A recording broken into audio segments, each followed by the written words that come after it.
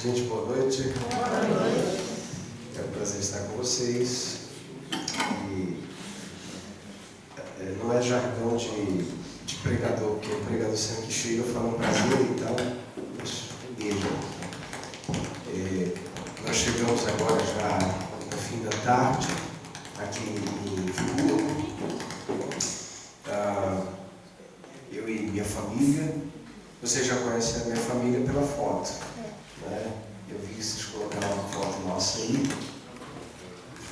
Fizeram um Photoshop na foto. Na minha parte, o resto aí não precisa. É o meu microfone que está dando interferência? X.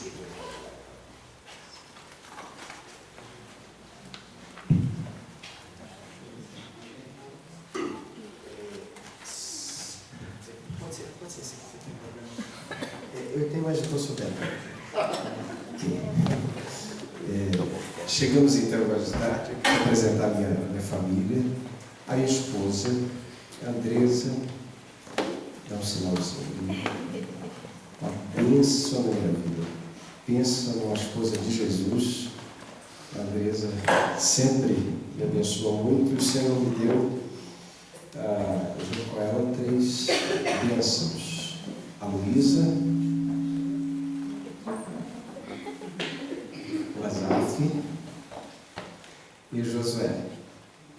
Ok. Arrumamos um gatinho agora. Está sozinho, o problema dele. Eu não queria tê-lo criado, né? Mas eu perdi no voto lá em casa. Foram 4-1. Eu caí na besteira de fazer votação. Eu perdi de lavada, né? Então está lá, está com a minha irmã que mora comigo, com a Simone, mora conosco, né? Estamos aqui, de fato, cheio do amor de Deus. Obrigado, pastor Ives, pelo convite. Muito honroso. Obrigado pela acolhida, tá? Antônio Rosa, primeiro, agora de tarde. Pastor Alex, um grande amigo meu. Você tem crescido, né, amigo? Você é um amigo que tem crescido na vida. Isso é bom. Mas, brincadeiras à parte, o pastor Alex sempre nos abençoa tanto, ele, a família, grandes amigos nossos, né? Grandes amigos. Eu, como o pastor Luiz disse, pastorei a primeira igreja batista de Muriaé nos últimos 4 anos. Pastoreei 6 anos e meio no Rio, na cidade de Nilópolis, a 4ª igreja. Fiquei lá por 11 anos, auxiliando um tempo, depois mais 6 anos e meio pastoreando, né, dentro desses 11 anos. E agora estou há 4 em Minas Gerais. Muriaé não é tão longe daqui, né? E tem sido um tempo muito bom, um tempo de adaptação, um tempo de descobertas e um tempo de muito aprendizado. A gente só para de aprender quando morre, né? E tem sido muito bom. Muito bem. Antes de começar a nossa palavra, eu quero dizer que é sempre um grande desafio trazer uma palavra que não é uma pregação. A gente que prega sempre está acostumado a pregar. E para mim é um grande desafio sempre falar no modo palestra. Não é a área que eu entendo ser a melhor, mas eu entendo que o que eu vou trazer aqui é relevante a ponto de superar essa minha debilidade, tá? E eu entendo que as Escrituras, elas sempre compensam qualquer coisa, tanto na igreja que ouve quanto no pastor que prega, porque é palavra de Deus, é suficiente, é clara e infalível. A segunda coisa, antes da gente começar, é que eu quero apresentar algumas leituras para vocês. Eu tenho aqui um livro antigo, eu acho que é da década de 90, inclusive, 96, para ser exato, Aconselhamento a Pacientes Terminais, de uma escritora chamada Eleni Vassão. Ela é uma referência no Brasil no que se refere à capelania hospitalar, tá certo? Eu cursei capelania hospitalar no Rio de Janeiro, fazem uns 15 anos. Hoje eu sou capelão do Hospital São Paulo, lá na cidade de Mulheré. E esse trabalho da Eleni é um trabalho muito importante. Eu estou tratando, é claro, de uma convergência no que se refere ao aconselhamento. Como é que você faz um aconselhamento para alguém que está em fase terminal? Não é algo simples, tá certo? É uma boa leitura para você que deseja ler. Eu tenho aqui o Pastor e o Aconselhamento, pelo Ministério Nove Marcas, editado pela Editora Fiel. Se alguém deseja ler o livro, apesar de ter no título Pastor e Aconselhamento, é para um conselheiro que não seja pastor também, que queira ler uma linguagem simples, muito boa. Tá? Eu trouxe apenas 3. Eu tinha um monte de livros lá para trazer, mas eu acho que esses aqui acabam sendo mais diretivos. Uma nova visão. O aconselhamento e a condição humana através das lentes da Escritura. David Paulinson é um dos melhores escritores da atualidade no que se refere a aconselhamento bíblico. Tá? Tem livros especiais nessa área, e esse aqui é um deles. Tá? Esse é meu, eu não dou, não empresto, só se o Espírito Santo me convencer. Mas, que sempre no final alguém pede emprestado, eu vou ter que dizer não. Então, já no início eu digo não. Ok.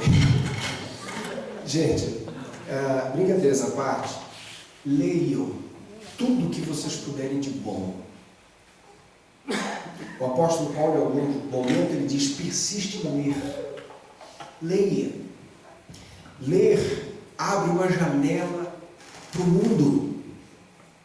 Ler expande o seu HD, expande a sua memória, potencializa a sua imaginação, capacita você em boas respostas. Estou falando de boa leitura, tá certo? Não é de qualquer leitura. Ler trabalha a nossa capacidade de raciocínio. Ler nos ajuda na capacidade de argumentar com diversos. Nos dá repertório naquilo que se refere ao que precisamos responder ao mundo sobre a razão da nossa esperança, que é o que Pedro vai dizer na primeira carta, no capítulo 3, verso 15. Antes de tudo, reverenciai a Cristo como Senhor e estás pronto para responder a qualquer um, qual seja a razão da vossa esperança. Por isso, antes de tudo, leia a Bíblia. A Bíblia é a regra de fé e de prática do cristão. O cristão que não conhece a Bíblia está perdendo uma fatia mais do que importante da sua fé. Para que você tenha uma ideia, aos 12 anos, o menino judeu já sabe mais da Torá do que muitos cristãos de 30 anos. O menino muçulmano, ele conhece o Corão, ou Al-Corão, como queira, né? Esse Al é o artigo. Ele conhece esse livro muito melhor do que muitos adultos conhecem a Bíblia e se chamam cristãos. E eles têm um poder de argumentação incrível. O que eles trazem no bojo não é a palavra da verdade, mas eles pelo menos se dedicam a isso. O que nos falta muitas vezes é uma dedicação ao Santo Livro. O que falta para a igreja não é uma biblioteca melhor, é ler a biblioteca que tem, a Palavra de Deus. Se você ler os 66 livros que você tem disposto em suas mãos, você já começa a despontar uma leve diferença. Eu digo leve diferença porque não é tudo que você vai entender na primeira leitura, mas até que Deus nos leve, nós entenderemos muita coisa das leituras que fizemos na Bíblia. Então, cada vez que você lê, Deus vai te dar uma porção diferente. Não que a Bíblia tenha mudado, mas que Deus mudou a sua visão. Foi trocando suas lentes com o tempo. Por isso, leia a Bíblia, leia bons livros. e peça ao Senhor para abrir a sua mentalidade quanto a isso. Tá? Muito bem, ditas essas coisas, eu quero começar então com um texto bíblico de 1 Coríntios capítulo 3, dos versos 3 a 7. Capítulo 1, de 3 a 7. Está aqui, ó. Vamos ler juntos? Bendito seja o Deus e Pai de nosso Senhor Jesus Cristo, Pai das misericórdias e Deus de toda a consolação, que nos consola em toda a nossa tribulação, para que também sejamos capazes de consolar os que passam por alguma tribulação, por meio da consolação com que nós mesmos somos consolados por Deus. Sim, lá. Pois assim como os sofrimentos de Cristo transbordam sobre nós, assim também a nossa consolação transborda por meio de Cristo. Mas se somos atribulados, é para a vossa consolação e salvação. Se somos consolados, é para a vossa consolação, a qual produz perseverança, para que suporteis as mesmas aflições que nós também sofremos. E a nossa esperança a vosso respeito está firme, sabendo que, visto que sois participantes dos sofrimentos, assim também sereis da consolação. Amém. Amém. Obrigado, Senhor, por tua palavra. E rogamos que o Senhor derrame sobre nós. Em nome de Jesus. Amém.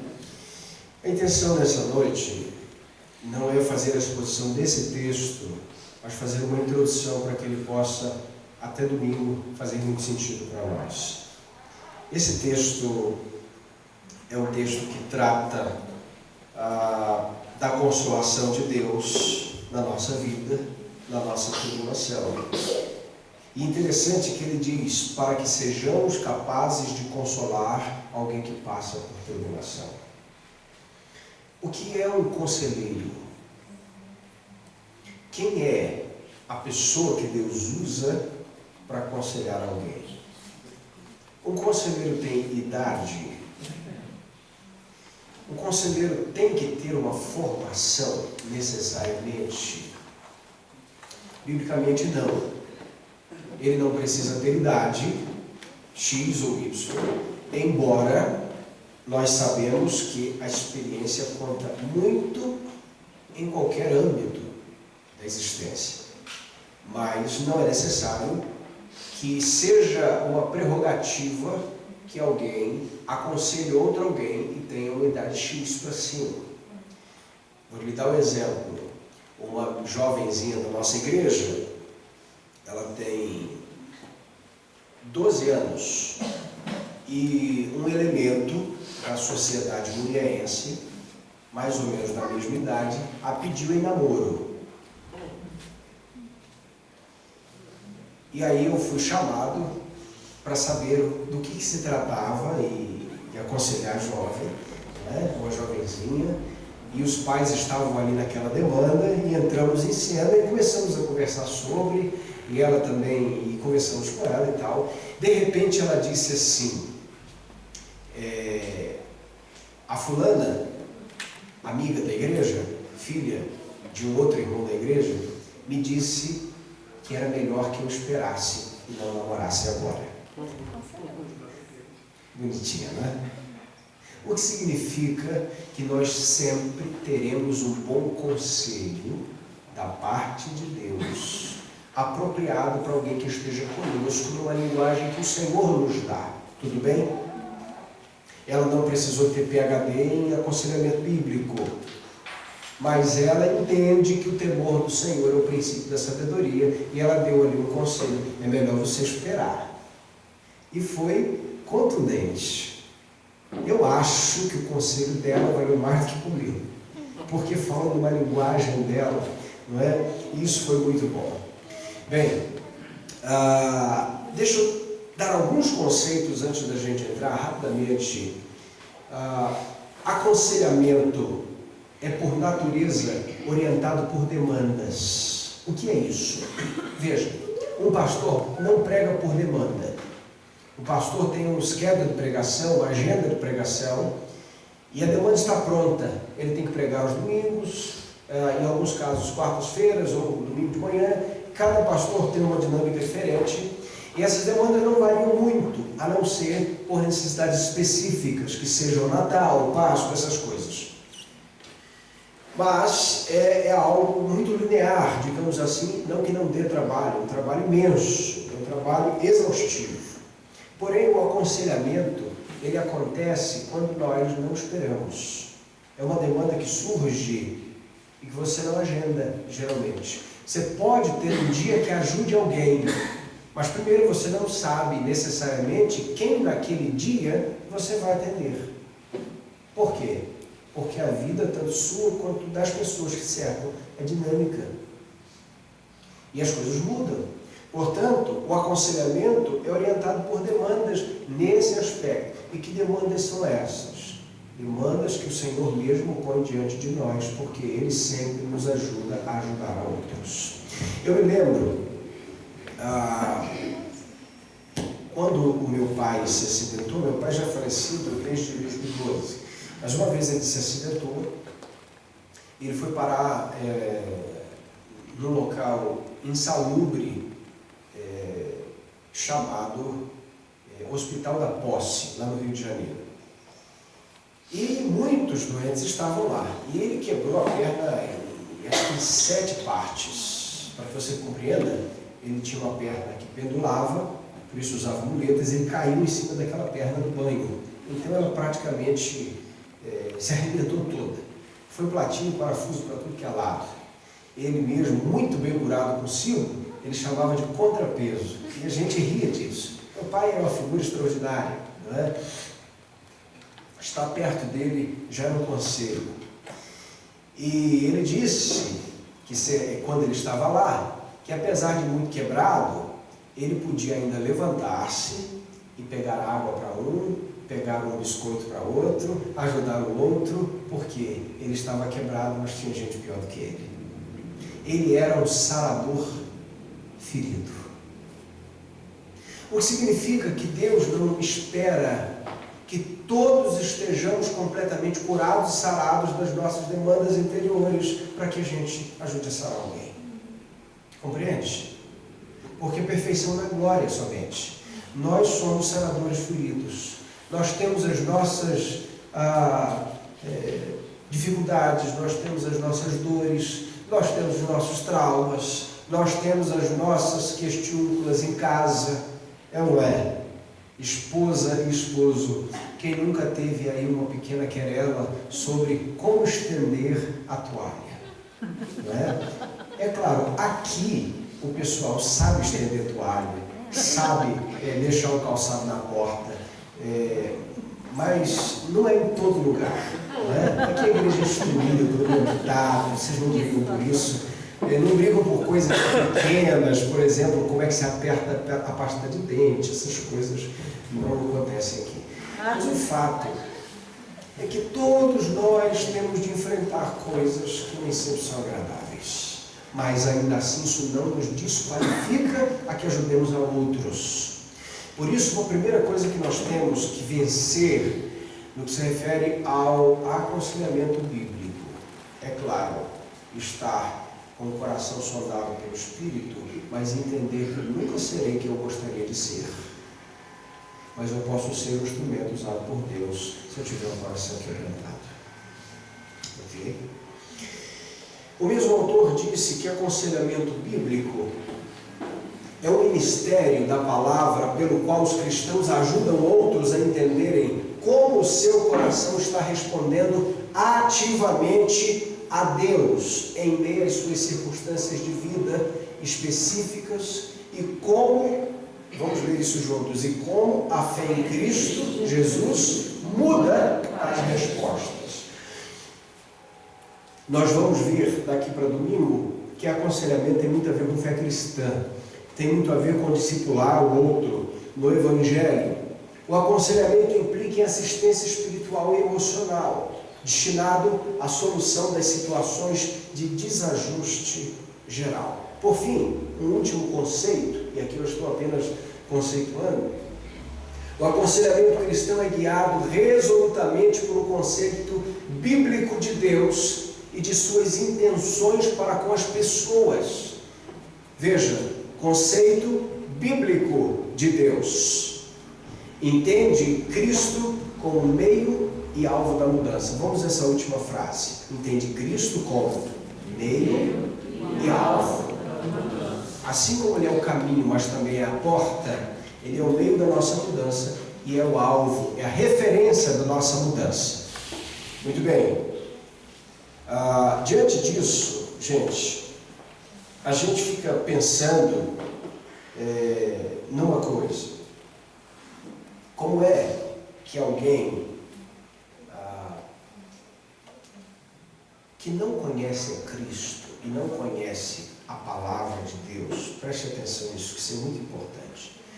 Como é que alguém que não conhece a palavra de Deus, logo, não conhece a ordem primeira de todas as coisas, como é que essa pessoa vai ajudar a colocar em ordem a vida de outro? Compreende? Se você não tem a planta, como é que você constrói? É por isso que todo aconselhamento bíblico é redundante, mas preciso dizer, ele começa na Bíblia. Ele começa na palavra de Deus. Aconselhamento cristão é aconselhamento bíblico. Ora, a gente ouve, não é? O que é chamado de transtorno. Hoje tem um monte de transtornos, vários transtornos, né? E tem vários nomes técnicos para isso. O que é um transtorno? Transtorno é a inversão da ordem. E aí colocaram esse nome de transtorno. Mas que ordem? Esse é o ponto. Não há nenhum livro nesse mundo que diga qual é a ordem, que não a Escritura. Compreende ou não, gente? A ordem da nossa vida está na palavra de Deus. Por exemplo, quem é autoridade para dizer que homem e mulher, macho e fêmea, Deus os criou? A Bíblia. A ordem está lá. Onde está? Portanto, deixará o homem seu pai e sua mãe, e se unirá a sua mulher, e ambos serão a sua carne. Que ordem é essa? É a ordem que Deus criou. Portanto, é importante entender que alguém que não conhece a Escritura está limitado a tentar colocar a vida do outro em alguma ordem, porque ele não sabe onde ficam os móveis, a mobília dessa casa.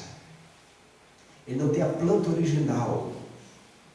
E cada crente, da primeira pessoa à última pessoa desse salão, tem uma vantagem exponencial diante de qualquer pessoa, formada que seja em qualquer coisa, mas que não tem a Escritura. Muito bem. Diante disso, vamos identificar, e aqui a minha intenção é ferramentar vocês de maneira mais prática possível. O aconselhamento ele pode ter início de 3 maneiras. O aconselhamento pode ser iniciado pela própria pessoa. A pessoa deve ser elogiada se buscar ajuda. Deve ser louvável essa atitude. Porque você sabe, principalmente no que se refere a homens, é muito difícil pedir ajuda. Os homens digam amém. Nem amém eles falam direito. A gente é bicho ruim demais para abrir a boca, para falar da gente. Ir num dentista para a gente é um suplício, porque abrir a boca para a gente é humilhação. É sério. Você confirma isso. O fato é que Deus colocou nas irmãs, nas mulheres, uma capacidade de verbalizar com mais contundência, ou pelo menos com mais intensidade sobre algumas coisas. Isso não é ruim, isso é bom. Portanto, seja homem ou porém, seja homem ou seja mulher, quando essa pessoa chega para buscar ajuda, a primeira coisa que você, como conselheiro cristão, deve dizer é muito importante que você tenha chegado aqui pedindo ajuda. Porque não é fácil para ninguém. Pedir conselho é admitir a própria incompetência. Vamos repetir isso? Pedir conselho é admitir a própria incompetência. É admitir que eu não me basto e que eu não estou sozinho nesse mundo e que em alguma área tem alguém mais capaz do que eu. E que eu preciso de ajuda. Tá certo? Então ele pode ser iniciado pela própria pessoa. Ele pode ser iniciado por um terceiro, um pai, um amigo, um líder, um cônjuge. Pode não ser tão eficiente no início, mas é possível que se desenvolva bem na continuidade. Ontem eu atendi uma jovenzinha, talvez nos 16 anos. Eu comecei o atendimento com ela estava próxima de seus avós. Tive um tempo a sós com ela, sob a supervisão dos avós. E comecei ali uma conversa e notei que ela estava completamente fechada. Bom, quem iniciou aquele aconselhamento? Foram os avós, não foi ela. É muito possível, é muito comum que o aconselhamento que a própria pessoa não buscou, não vá bem no início. E foi o que aconteceu. E é normal que aconteça. Isso não deve frustrar a gente. Eu dei alguns diretivos para ela e disse, olha, eu sei que você não quer estar aqui. E passar desse tempo adiante vai ser improdutivo. Eu não quero que você esteja aqui porque alguém mandou. Mas eu quero dizer a você que eu não vim porque os seus avós pediram. Eu vim porque eu me importo contigo.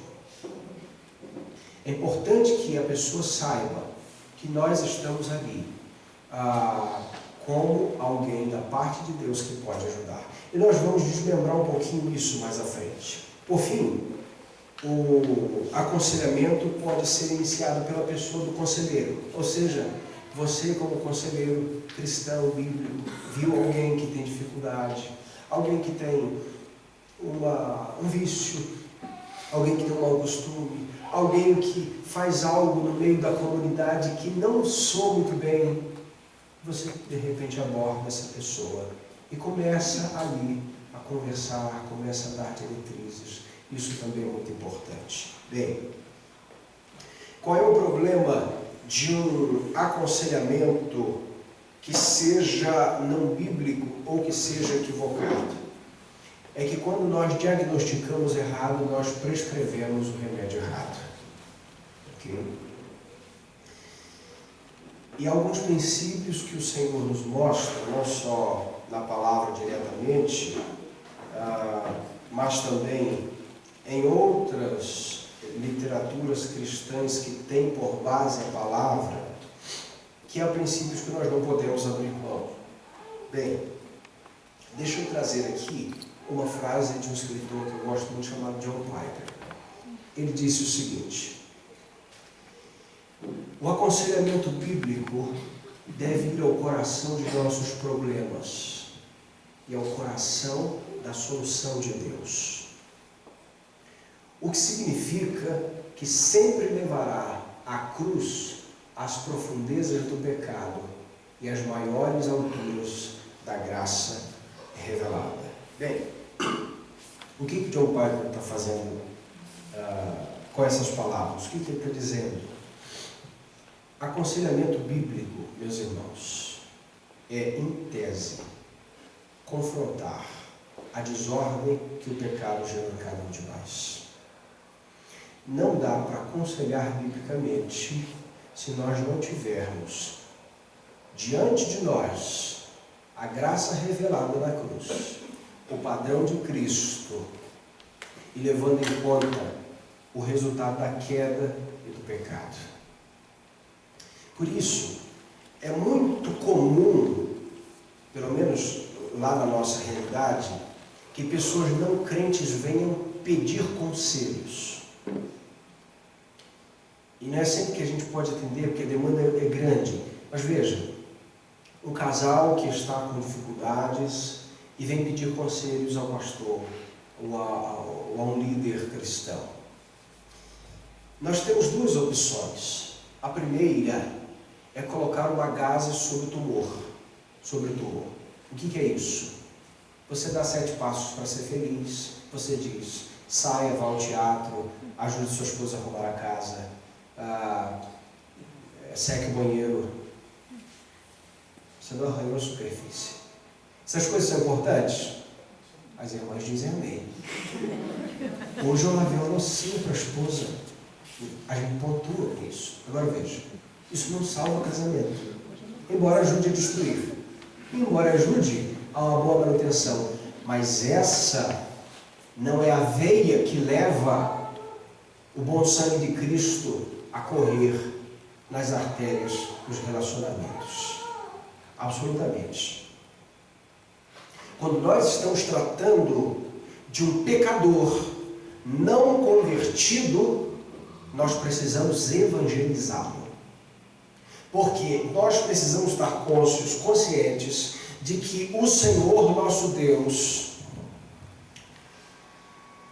está agindo de acordo com a sua santa e perfeita vontade, levando esta pessoa à circunstância que está, para que esta pessoa chegue a nós e ouça o quê? Vá ao cinema? Faça uma viagem, um cruzeiro? Não. Ela ouça o Evangelho. As outras coisas são importantes, mas são tão importantes como a tinta de um prédio. Elas não definem se o prédio vai cair. A base define se o prédio vai cair. A arca de Noé não foi feita para ser bonita, ela foi feita para ser segura. Casamento e vida cristã e vida humana nem sempre é um retrato bom de se ver. Mas é alvo da graça quando sabemos que Cristo veio de maneira humanamente trágica, mas divinamente exaltada, morrer na cruz por nós. Por isso, a gente precisa compreender bem que quando nós estamos conversando com alguém, nós estamos falando de pecado e de redenção.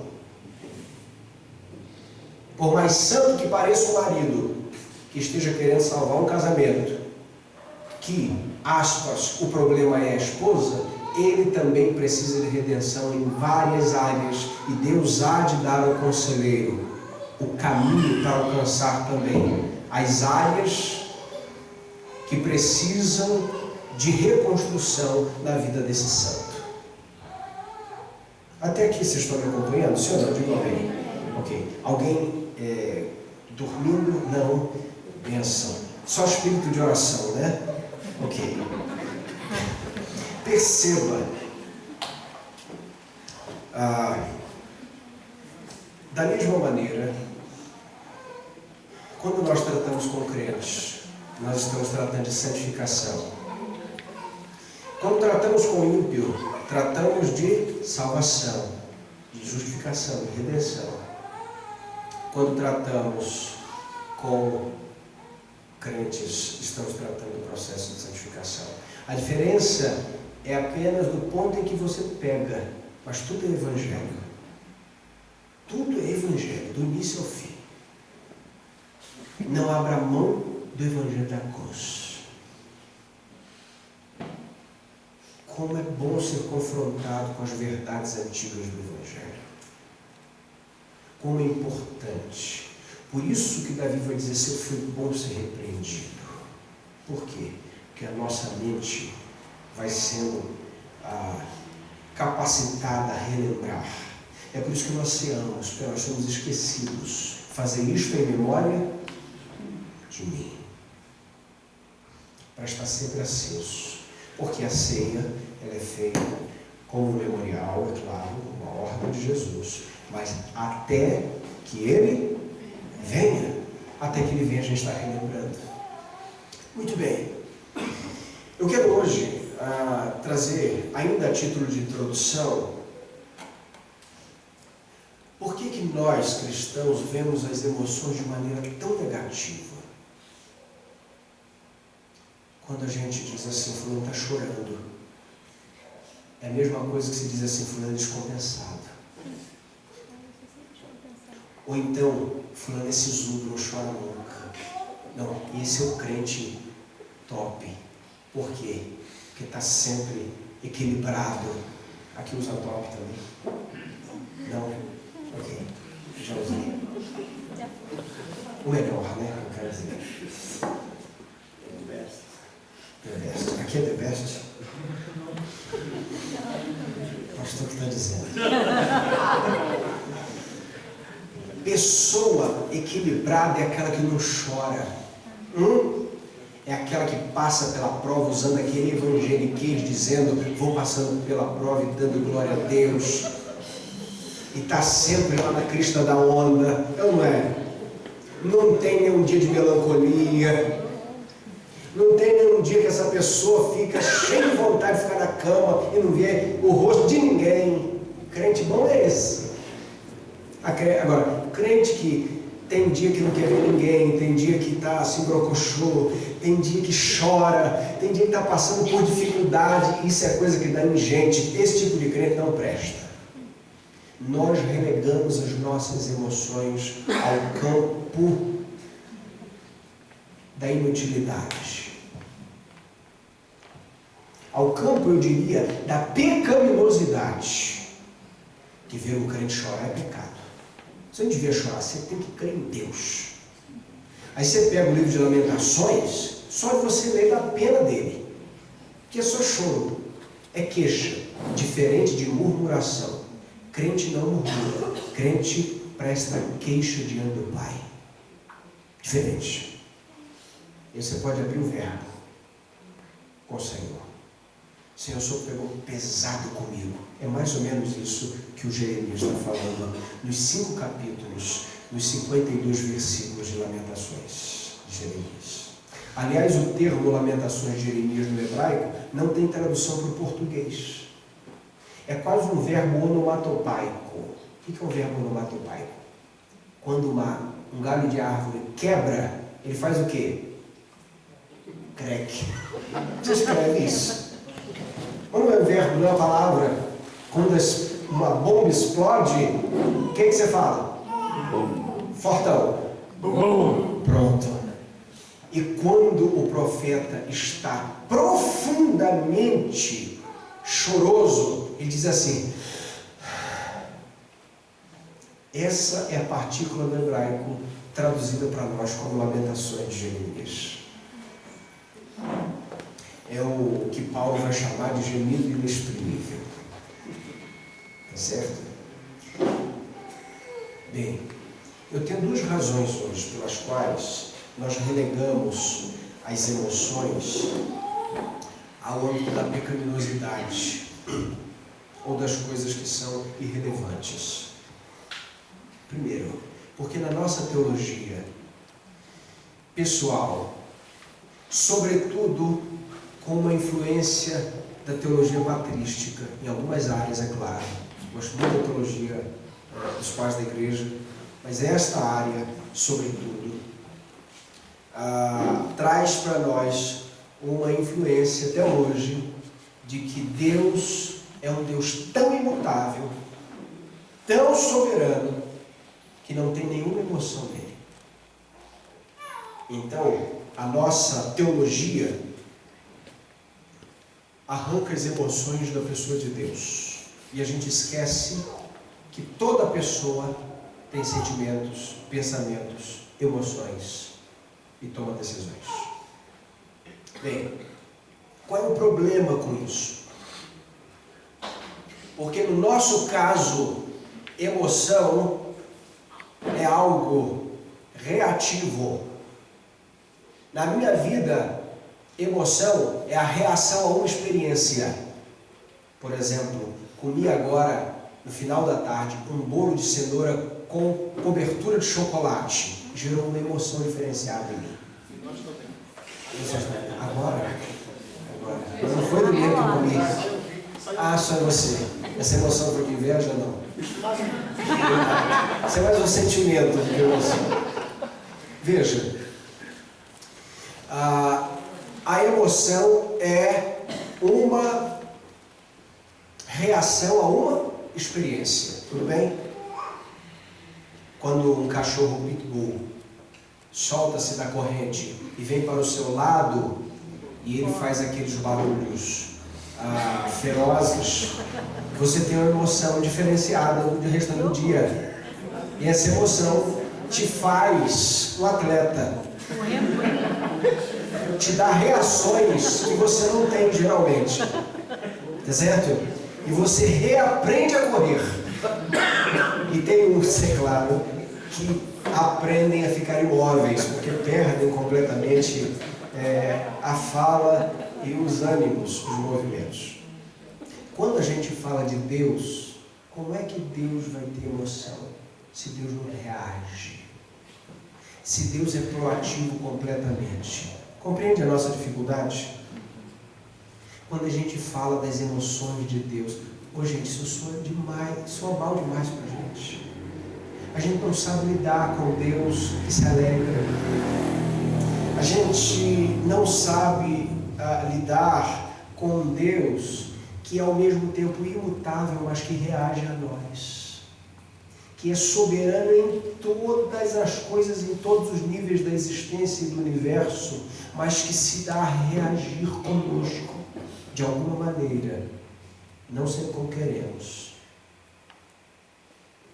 Sem depender de nós, sem necessariamente esperar por nós em tudo.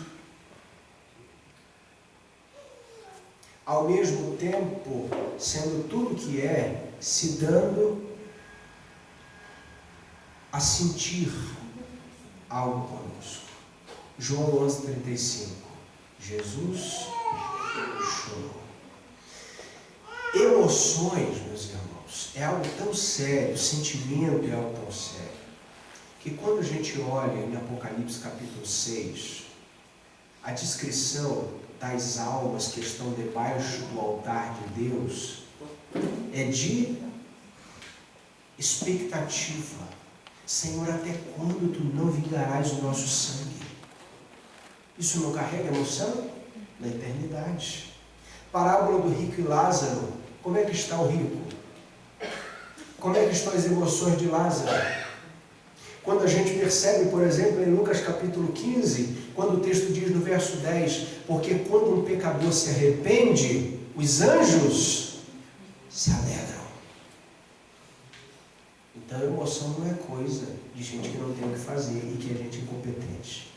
No céu, por exemplo, quando João vê as coisas inefáveis, ele é arrebatado em espírito, a partir do capítulo 4, ele ouve um choro que toma todo o céu, e a pergunta é: quem é digno de tomar o livro e desatar-lhe os selos?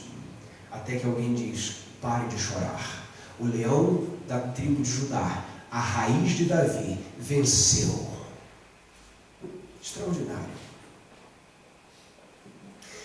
É sem emoção que o Apocalipse diz, que João registra, que a igreja redimida e todo o céu cantam juntos o cântico de Moisés. Grandes são as tuas obras, Senhor Deus Todo-Poderoso. Está lá. Será que é visto ou é cantado de qualquer maneira, ou há emoção profunda nisso? Os irmãos estão compreendendo, sim ou não, gente? Aquilo que a gente sente faz parte de como Deus nos criou. E faz muito bem que saibamos delinear o que significa mente e emoção, raciocínio e sentimento. Aliás, 3 aspectos básicos dos quais Deus nos capacitou: a capacidade intelectual, a capacidade emocional e a capacidade volitiva. A primeira é a capacidade de pensar, a segunda é a capacidade de sentir, a terceira é a capacidade de ordenar decisões. Eu preciso ir com o casaco hoje porque está frio, certo? É um raciocínio, mas há uma resolução no final. Deus nos capacita em certo nível, e é claro, a gente sabe que a queda vem manchar esses 3 níveis, e o Senhor os redime de alguma forma e redimirá eternamente quando formos glorificados. O ponto é que nós nos ligamos muito à mente, e isso é bom. Por quê? O Evangelho começa pela mente e transpassa as nossas emoções e as nossas decisões. Paulo vai mostrar que a mente é responsável pelo nosso comportamento. A mentalidade é responsável por aquilo que eu faço. Exemplo, eu vou à igreja domingo, ao final do culto, eu vou à porta. Alguns pastores vão, outros não, outros conversam por aqui e tal. Mas ao terminar o culto, os meus filhos descem e vão brincar no pátio da igreja. O que é isso? A mentalidade deles é de criança e a minha de adulto. A mentalidade gera um comportamento. Por isso Paulo vai dizer, quando eu era menino eu fazia coisas de menino. Agora eu cheguei a ser homem e eu reajo como homem. A minha mentalidade mudou. Portanto, ele vai dizer que nós devemos buscar a transformação do Evangelho através da renovação da vossa mente, da nossa mente, para que nós experimentemos a boa, agradável e perfeita vontade de Deus. Ok, a mente é importante, porém, a redenção também para as nossas emoções, porque há muita gente cujo intelecto foi afetado, mas as emoções ainda estão muletantes. As picuinhas que o Evangelho é completamente capaz de curar, ainda estão intactas, escondidas nos cantos escuros da alma. Então, a primeira razão pelas quais nós relegamos para fora de nossa vida as emoções é que, primeiro, a gente não vê emoção em Deus. Segundo, emoção para a gente muitas vezes é pecado. Bem, a própria Bíblia diz: regozijai-vos sempre, lançai sobre ele a vossa ansiedade, não temos. Bem, como é que a gente resolve isso? A Bíblia nos mostra que Deus é, deixa eu passar aqui, é uma pessoa como, Deus é uma pessoa e como tal também possui emoções. Vamos novamente pensar nisso. Deus é uma pessoa e como tal também possui emoções. Bem, o Deus da Bíblia não é uma mera força, não é um Deus deísta que criou o mundo, fez leis e deixou este mundo relegado a essas leis, que não se envolve com a criação, absolutamente. Esse Deus é o Deus que fez-se carne e habitou entre nós, cheio de graça, e vimos a sua glória como a glória do unigênito do Pai. Um escritor chamado Alvin Plantinga, ele disse o seguinte: no plano cristão das coisas, Deus é a primeira pessoa, o primeiro e o principal exemplar de personalidade. Compreenda. Como a Bíblia mostra um Deus que não é sisudo, rígido emocionalmente. Isaías capítulo 62, verso 5. Como o noivo se alegra da noiva, assim teu Deus se alegrará em ti. Gente, você já imaginou? Primeiro, evoque em sua mente a figura do noivo esperando a noiva. Você que já casou, que tinha, você homem, né? Que não tinha toda essa protuberância no ventre. Certamente alguns tinham mais densidade capilar. E via naquele dia a sua esposa, sua eterna namorada entrando. Gente, os olhos brilham, é ou não é? Olha o que Isaías está dizendo, inspirado pelo Espírito. Deus se alegra em você. Sem essa coisa de... eu não sei se eu posso dizer isso aqui. Vou arriscar. Sem crente raridade. Você é mais precioso que o puro ouro de Ofir. Sem essa coisa de escovar o ego. Desculpa se alguém canta essa música. Tá? Nada contra, nada pessoal. Apenas uma questão teológica. Ao mesmo tempo, a gente sabe que o poder da justificação do sangue de Jesus faz com que o Pai nos olhe, pecadores que somos, e por causa do trabalho do sangue de Cristo, Ele não nos olha somente, mas vê a imagem de seu Filho em nós. E não apenas isso, trata conosco como se nunca tivéssemos pecado. Por quê? O nome é justificação, é tomar o pecador e limpar a ficha dele. Porque Ele age conosco como se nunca tivéssemos pecado.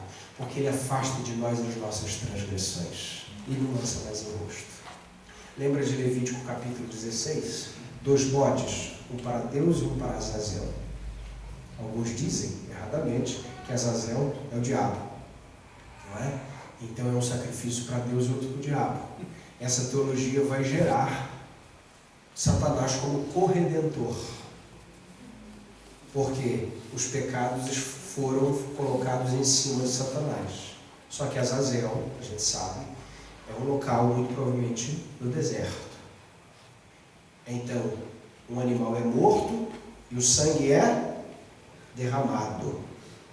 Propiciação, desvio da ira, tornar Deus propício. Essa é a primeira visão de Cristo. Segunda visão do mesmo Cristo, expiação, afastar de nós as transgressões. Então esse segundo bode é uma segunda visão do próprio Cristo, que afasta de nós as nossas transgressões, assim como o Oriente está longe do Ocidente. Perceba que é na justificação que Deus se alegra no seu povo. Leia comigo Salmo 149, verso 4. O Senhor se agrada do seu povo. Tem emoção nisso? Eu gosto disso. Sofonias 3,17. Juntos. O Senhor, teu Deus, está no meio de ti, poderoso para te salvar. Ele se agradará de ti com alegria. Ele se renovará no seu amor e se alegrará em ti com júbilo. Com júbilo. Lindo isso. Veja ainda Jeremias 32, 41. Diz o Senhor: eu me alegrarei fazendo-lhes o bem. E o que diz Paulo em Efésios capítulo 4, verso 30? E não entristeçais o Espírito Santo de Deus, com o qual foste selados para o dia da redenção. O Espírito Santo se entristece, mas Ele não é soberano. Você compreende onde a gente não consegue alcançar a mente? Tem coisa na Bíblia que a gente entende. Tem coisa na Bíblia que a gente cala e recebe no coração. Eu não compreendo um Deus que consegue se alegrar em mim. Mas a Bíblia diz que Ele se alegra pelo sangue de Cristo.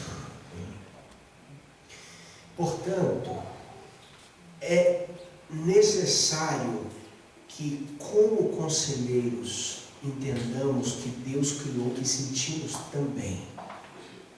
Porque em muitos casos, e confesso que é uma grande tentação na minha vida, muitas vezes nessa área,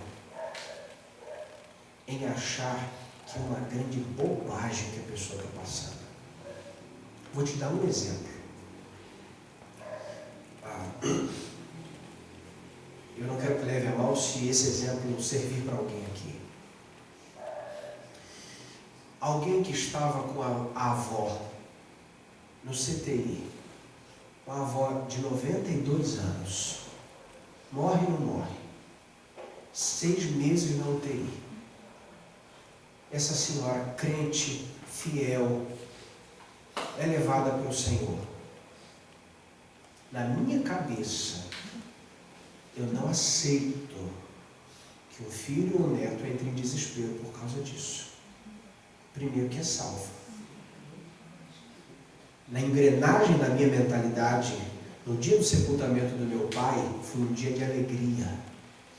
Porque ele saiu desse mundo podre e está esperando na glória, onde não precisa mais de muletas.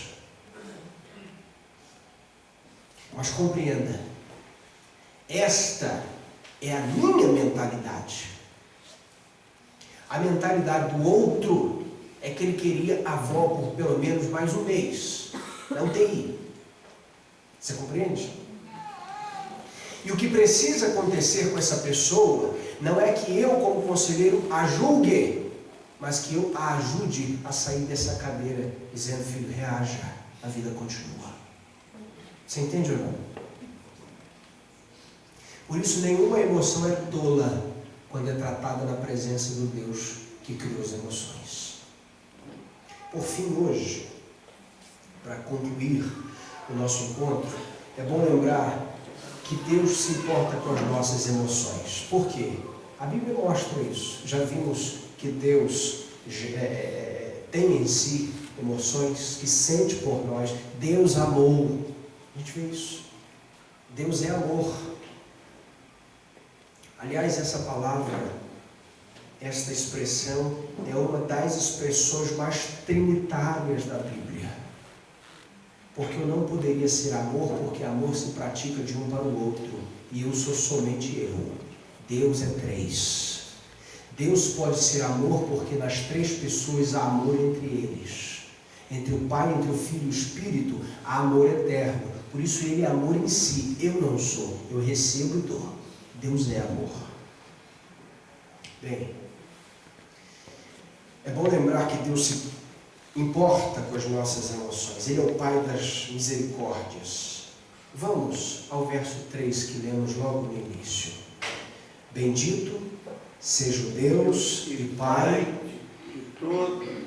Bendito seja o Deus e Pai de nosso Senhor Jesus Cristo, Pai das misericórdias e Deus toda consolação, que nos consola em toda a nossa tribulação, para que também sejamos capazes de consolar os que sofrem. Está faltando aí, né? Os que choram. Bem, Ele é o Deus das misericórdias. Ele é o Deus que nos anima. Romanos 15:5, que o Deus da perseverança e do ânimo vos deu o mesmo modo de pensar entre vós, segundo Jesus Cristo. Paulo vai dizer a segunda carta, no capítulo 7 de Coríntios: Deus que dá ânimo aos abatidos, Deus que cuida de nós. Lemos juntos: lançando sobre Ele toda a vossa ansiedade, pois Ele tem cuidado de vós. Este texto é a confissão da nossa incompetência. O que Pedro está dizendo é: nós temos ansiedade. Se eu pedir ao pastor Alex, lança para mim a bola, ele vai dizer: que bola? Ele não tem uma bola nas mãos. Mas se eu disser: lança para mim a jaqueta, ele vai saber do que se trata. Por quê? Porque está com ele. Quando Pedro diz: lançando sobre ele a nossa ansiedade, ele está dizendo: nós temos. O que temos que fazer com a ansiedade? Lançar sobre ele. Pedro está admitindo que nós somos seres ansiosos. O problema não é ter ansiedade. O que a gente faz com ela? Isso é extraordinário no Evangelho. É o Deus que nos anima. Romanos 5, 2 Coríntios 7. É o Deus que nos acompanha. Salmo 23. Quando eu tiver de passar pelo vale, passou aqui? Bloqueou? No meio. Pronto. Quando eu tiver de passar ou de andar pelo vale da sombra da morte, não temerei mal algum. Por quê? Tu estás comigo, tua vara e teu cajado me tranquilizam. O Deus que nos encoraja. Irmãos, leiamos isso é extraordinário. Salmo 56, verso 3. Mas, quando eu estiver com medo, confiarei em ti. Que coisa extraordinária. Eu dizia lá na igreja que a coisa mais ridícula é dizer para uma criança que tem medo de cachorro que o cachorro não morde. Gente, alguém com QI deficitário sabe que a criança não crê nessa informação. Porque para a criança, aquele cachorro, para a gente é pequeno, a proporção para ela é um equino, é um cavalo. Ela está olhando de frente para o cão. E o cão ladra. E o adulto deficitário de QI diz: não morde. Ora, tente tirar a criança dali. Eu não entro com um cachorro que eu não conheço. Quem está comigo diz amém. Amém. Então é só os pequeninos. Ô, gente, outras palavras, quando a gente vê medo do cachorro, ele pega a gente no colo. Essa é uma palavra que precisa estar na nossa boca diante de alguém que está cheio de medo da vida. Quando você passar pelo vale, o Senhor vai estar contigo. Por isso que é tão importante que o Senhor também nos experimente no vale, porque bem consola quem sabe que é sofrer. Quando eu estiver com medo, eu confiarei em Ti. Não é à toa que a Bíblia fala que Deus é um maravilhoso conselheiro. Bem, eu quero concluir por hoje. Eu teria mais a dizer, mas entendo que, para o bom proveito do nosso encontro, preciso encerrar agora. Entendendo que, antes de qualquer coisa, essa é uma noite que Deus está tratando a gente também. Amém. Deus está tratando o nosso coração. Que a proposta de Deus é que a gente não fique só sendo tratado, mas que a gente seja usado para tratar outros também. Amém. E tudo que é dor da nossa alma, que for curado e que for sendo curado, vai ser instrumento cirúrgico na vida de gente que vai precisar tanto. Que Deus nos abençoe, em nome de Jesus. Amém. Amém.